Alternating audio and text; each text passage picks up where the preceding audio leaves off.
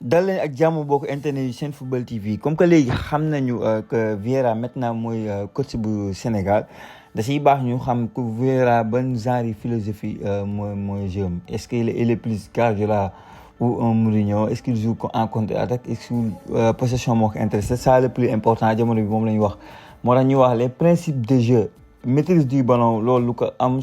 soxal la moom mii di Vieira garder le contrôle du jeu par des passes au sol et une construction patiente depuis la défense donc c'est clair dafa bëgg ñuy table bi def ay passes reconstruction bi yëpp lépp day démarrer ci défense bi moom loolu Vieira moom loolu la. ñu ne deuxième point projection rapide projeté wu vite fait bien fait porter le ballon vers l'avant très vite dès qu'une ouverture se présente donc xuus jàll dem ci kaw loolu neex na ma moo jógee foofu l'autre chose intensité défensive mettre la pression sur l'adversaire sur le terrain pour l'empêcher de relancer donc maanaam genre li ma mën a jàng si avec mettre de l'intensité mais aussi dafay laaj pressing nag dafay laaj un bon pressing gars yi nag dañu leen sur l'aspect humain est-ce qu'il peut gérer l'adversaire parce que ñëpp dañoo sukkandiku ne Vieira joueur mënut a ko def parce que amul si suñu joueurs yi ku gagné lu mu gagnéwul Sadio Mané dama koy génne à part parce que gagné na la Ligue des Champions mais moom gagné na Coupe du Monde il a gagné 5 championnats Italie gagné 3 championnats d'Angleterre donc meilleur joueur de sa génération ci la bokkoon donc il a un grand respect bu dugal sur le vestiaire on l'écoute moo tax fi ñuy wax ne proche de ces joueurs il cherche à comprendre leur état d'esprit pour créer un groupe moom tout le temps dafa nekk ku xam day waxtaan et tout et loolu c'est très important demande un investissement total à l'entraînement et le respect du plan de jeu moom genre entraîneur maanaam soit dañuy investir bu baax a baax entraînement yi dafa nekk di càmlangal non lii de entraînement moo leen mesurer moom dafa soxla engagement nga jouer à 100%. ba pare ay plan maanaam lu mu mettre en place ne man lii laa bëgg a jouer yow joueur bi nga respecté ko beneen affaire bu xamante beneen point ñu ne utiliser son expérience de grand joueur pour guider les jeunes talents et développer leur confiance pàcc bi xamutam mu am solo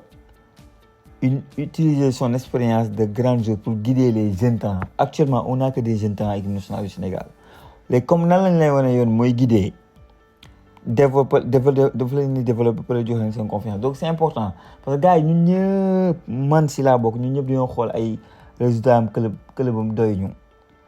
mais gis ngeen entraîneur espagnol bi ñuy coow nii naan le meilleur entraîneur du monde il est passé à côté bu mu nekkee ak club kenn xamu ko bi muy fële ñu bëri xamuñu ko woon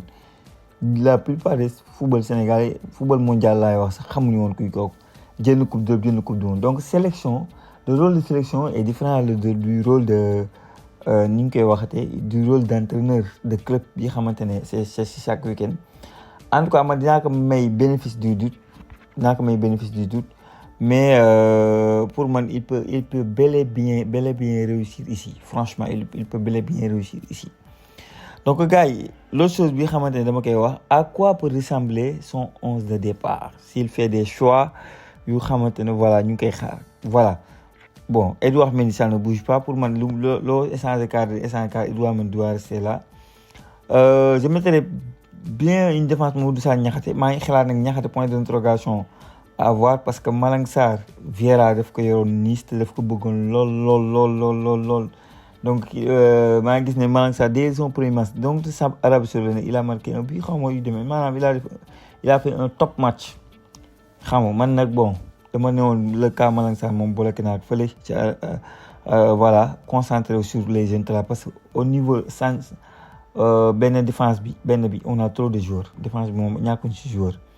latéral gauche ça ne bouge pas je pense Jacobs ak El Hadji Malick Diouf latéral droit moo nar a bouger parce que voilà il peut se positionner comme Lamine Sy peut se positionner avec le nouveau coach là mën na am ay idées différentes de Pape Thiaw milieu terrain aussi tamit voilà. man xam nga mu leen doon wax sama équipe dama naa wax man ci camp yi parce que li ma jàpp ne Vieira moom lay def comme que 4-3-3 mooy système ak 4-2-3 ma teg benn Malang Sarr Niakhaté deux gauche loolu moom soo xaw a poser problème mais à voir ma teg Crépin trouvé gul club nag mais moom laay teg pour l'instant teg El Hadji Malick Diouf teg benn milieu terrain Andy Diouf Pape Gueye Lamine Camara dinañ ma wax nag ñaari gauche nga tegaate mais damay jéem a créer benn système rek. Au niveau de l'attaque Iliman Ndiaye kii di Ibrahima Mbaye à gauche Iliman Ndiaye mu jël attaquant de pointe bi teg Jackson loolu donc li ma jàpp ne à quoi peut ressembler le 11 de départ de Vieira, ça peut être ça. Maintenant, les systèmes, c'est ça, hein, les 4-2-3-1, les 4-4-3-3. Mais comme Zidane nous a dit, 4-2-3-1, 4-3-3, c'est pas ça le plus important. Le plus important, c'est l'animation. Comment les joueurs vont comprendre ton système que tu veux jouer et ñuy permuter. Parce que football mondial, tout le monde marque. N'y pas marque, n'y pas le 6 km, c'est très important dans le football moderne, dans l'intensité et tout. Et même moom wax na ko sax bi def na benn interview, je pense que boobu la Sénégalais gën a partagé bu mu nekkee Strasbourg noonu di wax ne voilà moom c'est quelqu'un qui aime la possession et qui dafa bëgg a jeu direct. Donc pour man le rôle qui sélection bii nii mën na si def dara, mën na tirer ay leçons du passé moo xam Crystal Palace la, moo xam Boy City la, bon moo xam club yi mu jaar yëpp Strasbourg, Nice ak feneen. Bon bi mu nee Sam na France je l'ai regardé, honnêtement parlant équipe am dañuy teg bal bi wax dëgg fa yàlla maintenant efficace lañ daan mooy nekk seen problème défaite après les 20 dernières minutes ak yooyu. Bon xool naa ak si Nice c'était ça, xam naa c'est son qualité d'entraîneur. Et encore une fois ku jël coupe du monde, jël 5 championnats d'Italie, jël ñetti coupe d'Angleterre, il mérite franchement un grand respect. Et je pense que pour entrer dans le vestiaire de l'équipe nationale du Sénégal, il aura le respect de tout le monde. On ne dit pas que Pape Thiaw n'est pas respectueux, wala amul gëdd. Pape Thiaw est bien respectueux, am na gëdd bu waree yuuxu joueur dina leen yuuxu. Lii ko war ak équipe nationale du Sénégal def na maximum fi mu mënoon a yem nañ fa, nañ ko fay xaalisam ñu jàll ci leneen. Mais quant à cette équipe nationale là, franchement, sous les ordres de Pape Thiaw, moi je suis confiant. En tout cas, ces 2 premiers matchs, on peut dire que c'est demain, septembre. Mais ces 2 équipes yoo xam ne il doit s'en sortir sans problème. Moo xam Éthiopie la, donc moo xam Soudan la, donc moom Éthiopie def na ak Mozambique ngay jëlee après Éthiopie. C'est 2 matchs yoo xamante ne normalement ça doit ñëw rek jàll nekk ci leneen. Bon man loolu laa gëm quoi, loolu laa gëm que ne il doit s'en sortir. Il a lépp pour s'en sortir et je pense que il doit être nag bien entouré. Donc man Malick Daaf bi noonu ruumanaat si suuf temps yi yëpp di ko wax di ko ngawte pour man nekkoon adjoint Vieira ça va beaucoup l'apporter. Maintenant les Lamine Camara ñooñu yëpp dañ fi jógee la ñu wax ay El Hadji Diouf ak keneen ak keneen. Voilà le football de Sénégalais sax moo toll foofu il a besoin de changement, xam nga. Donc et aussi comme li ma wax rek moom dañ ko signé 4 ans contrat boo gis 4 ans c'est projet la doon quoi. moom lañ ko defal benn 1 an et 2 ans mooy mais dañ ko defal 4 ans. Donc 4 ans dañ ko bëgg xamal mooy gagner coupe d'Afrique, qualifier en coupe du monde, mais qualifier coupe du monde du des, mais dem coupe du monde def fa joloore. Ba tax na daal moi j'ai hâte de voir Vieira quelle sera déjà listam ba pare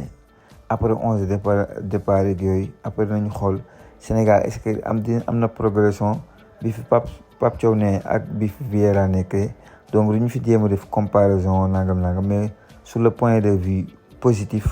donc loolu rek moo si intéressant. bu leen fàtte di abonné ak di cliquer ci cloche boobu ngeen di gis vidéo bu ñëw ngeen mën ko seetaan. Jërëjëf ba beneen.